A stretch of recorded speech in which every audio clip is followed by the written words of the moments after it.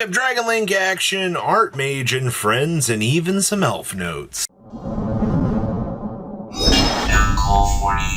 You guys smash the crap out of that subscribe button so you guys don't miss out on more us content. You know, I love every time we get to see a discussion about the correct way to try to play Dragon Link. This deck is always going to be one of the ones that'll be fundamentally explored, I think, the most, because the TCG loves dragons. They love that this deck has so many cool different combo lines that you're able to kind of push through, and you're able to, you know, develop those big game plans.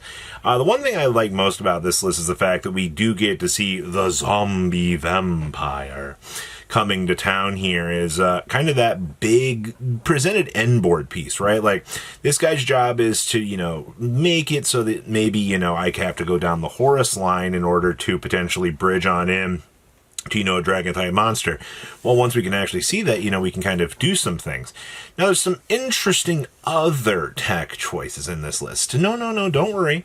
We always have to have something spicy. This list is actually playing the Twin Tempest of the Storm, which, you know, what if your opponent activates something to a wind monster effect, or, you know, while you control wind monster, I possibly couldn't ever imagine that there would be a wind monster that you have access to in this deck. Most of this is going to be dark, but there's a couple off of the wall choices that this deck has that you can present as a form of interruption to the opponent, which does open up some interesting topics of conversation. So I do like that. Honestly, dragons are one of the coolest decks you can have, and suddenly being able to, what if we can branch down another possibility on that end line? I like that a lot. So come give this deck a shot, or at least see what you want to try to end on in the perfect Dragon Link fashion.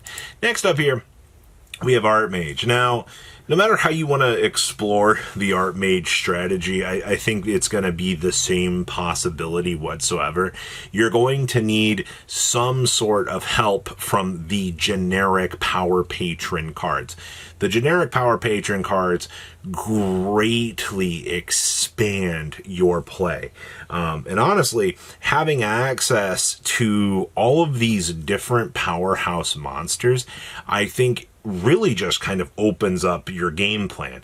Like, if I can suddenly get my deck to be way more consistent, why would I not want to take advantage of that? And quite honestly, I think that's fine. Y'all are also seeing, yes, we are playing a single copy of Shade the Obscure. You can make an argument that we need to do 2 Shade the Obscure, but it's going to come down to what you think is going to be best. This list is also only playing 2 of the Terminus Portal, which I think can be fine. You also have to remember, we're still in the early stages of developing this format. You know, players are still wanting to build the appropriate keys to figuring out ratios. I mean, this build's playing 46 cards.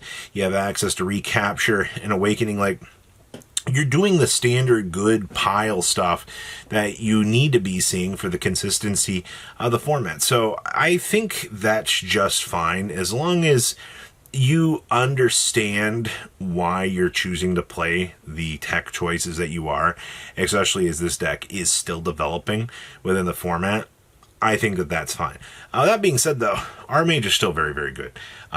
It's not the board breaker version that we've seen be a little bit more successful, because I really do think the board breaker version can be a little bit scary, especially when you know the format that you're playing into. That could be something. Next up is Elfnote. Now, as this format's going to develop here, I'm going to tell you one thing. Your consistency that you're going to get with Regina makes this deck feel like a completely different monster. I will say, though, I'm a wee little bit surprised here that this list just is not taking advantage of some some of the other like there's no Secret Village down here in the side deck, which is crazy to me because that card is an auto shutout in a lot of matchups, and they just kind of chose not to go with that. We're also playing the 2 Ginaldo, which is fine. Ginaldo in Elfnote feels a little bit DLC. Like it helps out in a lot of situations, but like if I don't have to play the card, I'm not going to really feel too bad about that. You're also going to notice, yes, we are playing the big Crystal Wing. We do have access to Strelizia, which is just another important good card. Beelzebub, also another fantastic little fatty to be able to use to kind of push through all of this. But these are necessarily like the tools that we've got going for us. You may as well take advantage of them. Also, we do have the triple evenly match down here. Being able to shove through with evenly is pretty good, man. Don't underestimate what this card's job is to do. Like, it actually disrupts the opponent enough for you to be able to reestablish your field. And once you're established, your opponent just kind of tilts at that point. So going second cards, especially in this format, are even more important than they previously were. Like, you need these cards to actually stabilize the game plan, and if not, well, shit, it's going to get a whole lot worse for you. So you do need cards like this to do the job. Next up here, we have probably one of the bigger pile decks kind of in the room here.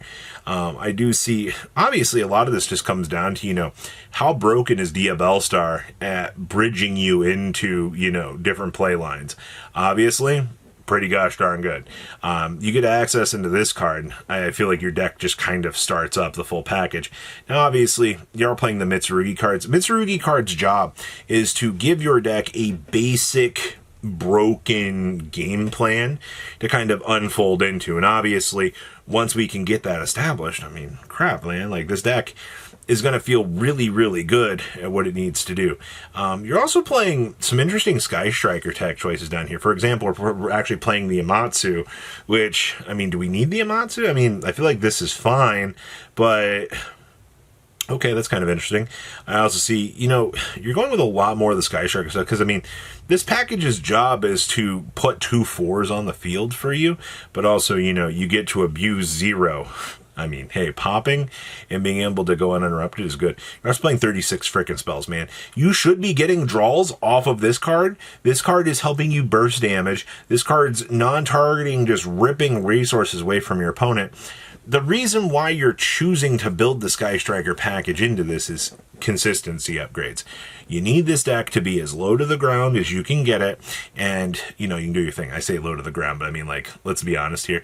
Look at how much of the multitude of different engines that you're shoving into this thing, and you're actually making this work out. I mean, the answer is quite impressive, but, like, I like this. I like that this deck looks like it's got enough going for it, and honestly, that's just fine.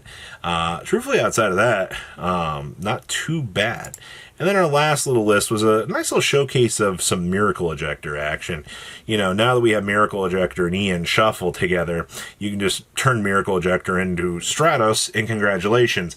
The entire Hero Congo line is now virtually turned on, which says a lot about the current meta, honestly. I think getting access to the hero stuff and actually having the hero package be more consistent is good. Also, Dark Neo-Spacian Panther, Aqua Dolphin, and the Grand Mole combined together to make Nebula Neos, which ends up being a terribly broken turn skip against the opponent. Who doesn't love the fact that we can actually warp out into such a broken boss monster to be able to, crash out the opponent's field? It's just what you kind of have to rely on right now in order to, see these results and actually see, oh, hey, this is why this is performing and why this is doing well. But you've got a lot of variety in tech choices that you can work with the hero deck. You don't have to feel confined to one sort of method in order to, have this deck really be broken.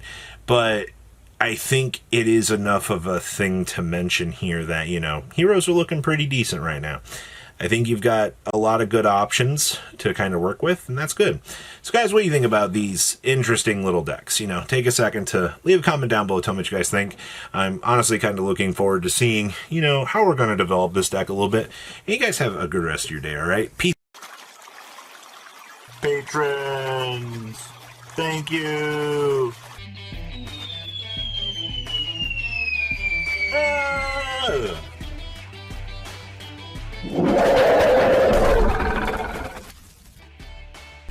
Thank you so much for watching. Check out these other videos.